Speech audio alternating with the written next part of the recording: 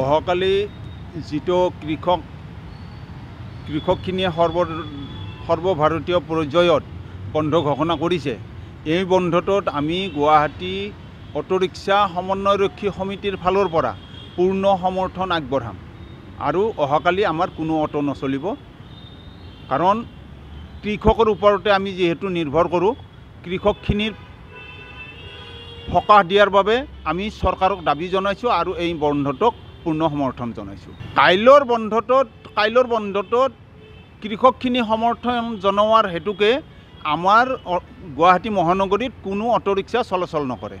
এইটো কোন কোন সন্থাই দিছে আপোনালোকক?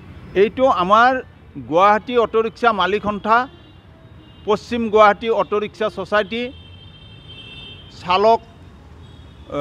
চালক ইউনিয়ন, পূব গুৱাহাটী অটোৰিক্সা এছ'চিয়েশ্যন, এই চাৰিটা সন্থাৰ আমাৰ সমন্বয়ৰক্ষী সমিতি এখন আছে। সেই সমন্বয়ৰক্ষী সমিতিৰ মই কাৰ্যকৰী সভাপতি হিচাপে মই কালিৰ বন্ধটো সকলোৰে সন্মতি লৈ পূৰ্ণ সমৰ্থন আপোনালোকৰ জৰিয়তে আগবঢ়ালোঁ।